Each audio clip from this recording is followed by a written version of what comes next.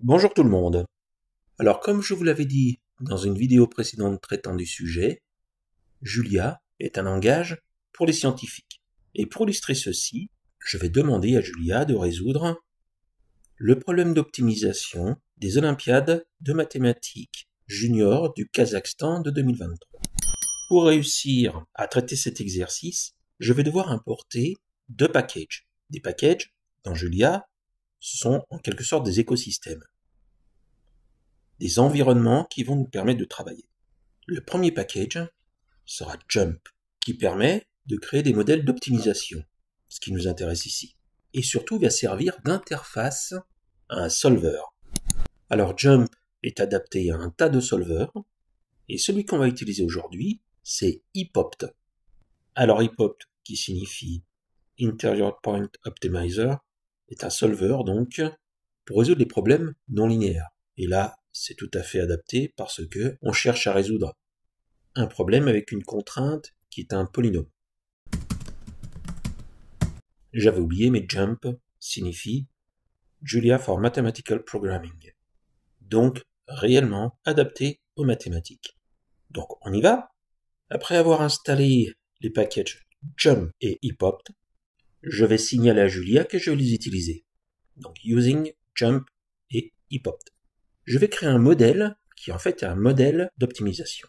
Pour ça, j'utilise l'instruction modèle avec une majuscule epopt.optimizer. Puis, je vais créer deux variables. À l'aide, vous voyez le petit arrobase, signifie que je vais utiliser une macro.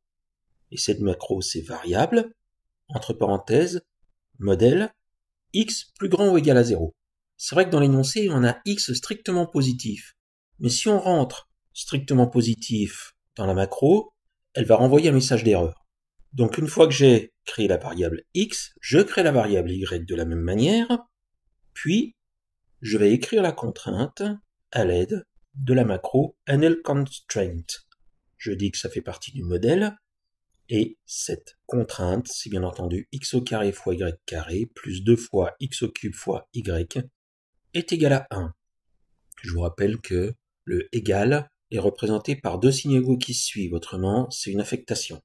Et mon objectif, que je signale par la macro objective, eh bien c'est le minimum, donc min, de x plus y. Et je vais imprimer à l'écran le modèle en entier que j'obtiens. Je vais donc chercher à optimiser mon modèle avec optimize, point d'exclamation, et pour imprimer tout ça, eh bien je vais créer deux variables xopt et yopt. Dans xopt, je rentre la valeur de x et dans yopt, la valeur de y. Et pour terminer, je crée encore une variable objValue qui n'est autre que objective value, c'est-à-dire la valeur de l'objectif du modèle. Et j'imprime à l'écran la valeur minimale de x plus y est, objValue. Puis pour terminer, les valeurs optimales sont x égale xopt et y égale yopt. Je vous rappelle que si tout se passe bien, on devrait avoir xopt est égal à 1 et yopt est égal à racine de 2 moins 1. Donc c'est parti, je signale que j'utilise jump et epopt, j'affecte un modèle epopt optimizer, je vois apparaître à l'écran du terminal jump model, le solver étant epopt.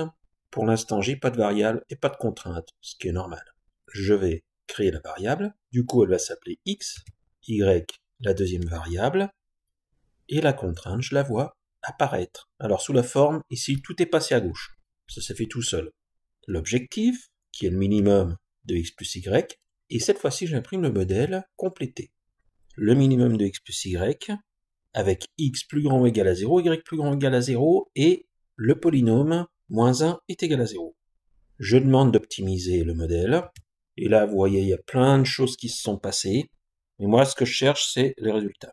Alors, pour les résultats, je crée xopt, et là si on regarde bien, xopt c'est 1 à quelque chose comme 1 fois 10 puissance moins 9 pratiquement. Donc c'est une bonne approximation. Et yopt, eh bien là on voit bien que c'est racine de 2 moins 1, un 414 moins 1.